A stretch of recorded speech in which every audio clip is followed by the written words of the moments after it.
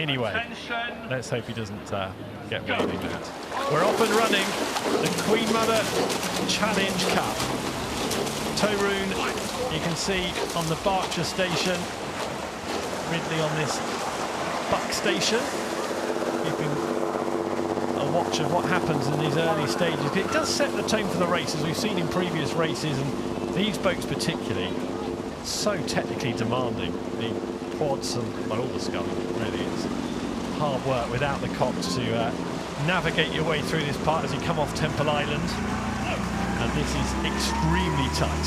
It is, and I think we're probably getting some of the best viewing of, or example of sculling here. It's the essentially the Polish national quad that are current world champions. So it's a good race to be out there watching and sort of give the demonstration of what's the sort of like the art of sculling and art of quads, how beautiful they can look. Yeah, just watching on the Berkshire station in the yellow boat at the top of your picture, Torun and Wloclawek, the Polish, up against Ridley College and Maple Bay, the Canadians. It's Canada National Day today, isn't it? It is. I'm sure they'll be celebrating regardless if that's the case. Quite right too. Best wishes to all our Canadian viewers.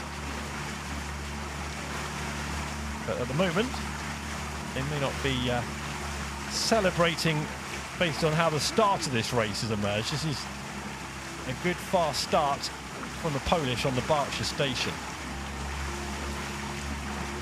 Yeah, and I think both of these crews lined up and raced each other at the most recent World Cup in Varese, and it looked like the Polish came away with the gold, and whereas the Canadian crew came away with the 9th place. So I think yeah, based on the fall. Yeah, it would tend to think you'd think it's going to play out like this, but I guess match racing is often quite different than that 6-lane racing. You've got to make it through to the final and all that.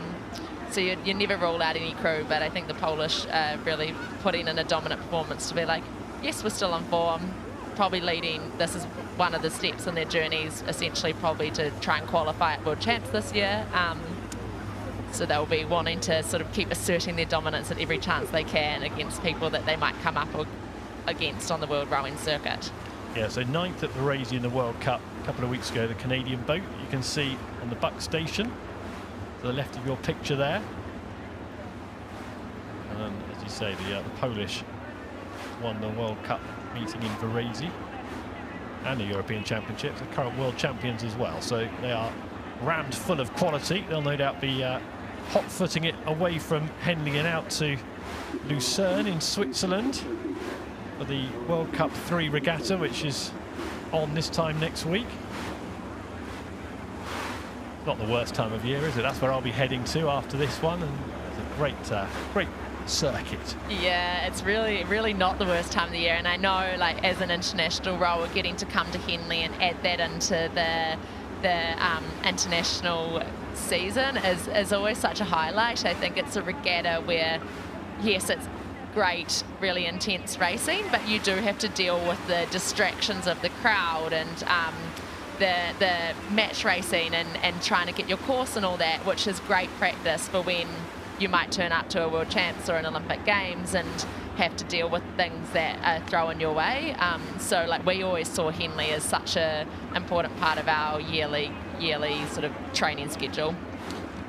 The Polish boat there, moving well. Yes, I had an interesting conversation with Louise Kingsley, the performance director of GB Rowing, yesterday afternoon, and she was saying on a physiological base, you absolutely wouldn't prepare for a World Cup regatta in Lucerne by coming to Henley, but psychologically and in terms of your emotional state and in terms of it being a big part of your year, absolutely the boost it gives you and your spirit that makes it completely worth coming to Henley.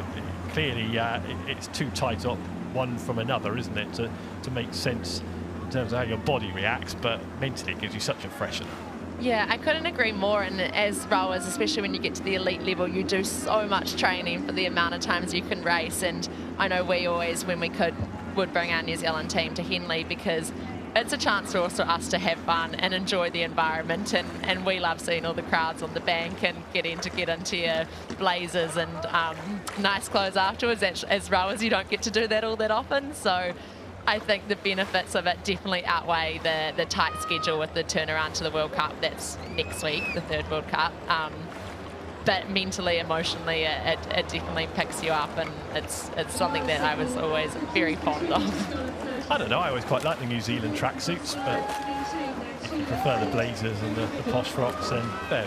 Yeah, we're nice simple colour, so we're very mellow. You can't go wrong with an all black tracksuit. So, but yeah, we come to Henley and we probably need to step up our colourful blazers. We don't quite fit in on the banks with all the beautiful stripy blazers. So Ridley College and Maple Bay, the Canadian boat that you can see on the buck station nearest the camera, slightly to the right there, with a couple of lengths to make up. They're going to have to work hard to get anywhere near the Polish boat in the stewards' enclosure. Dominic Zaja has a look over his shoulder, and they'll be enjoying this.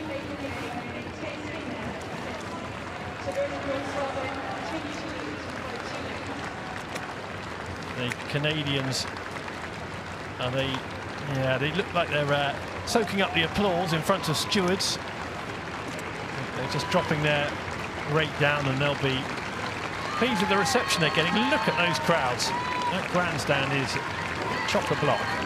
Round full. It'd be great for the crowds to see this sort of impressive, essentially best in the world currently performance from this Polish crew. So getting a good show down here on the Saturday of Henley when you've got talent like this rowing down the course.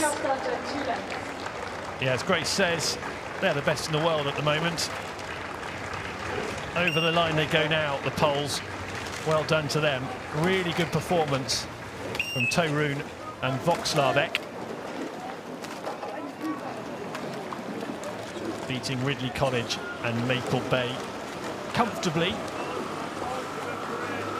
And on to the final they go. There's the blade work from the Poles.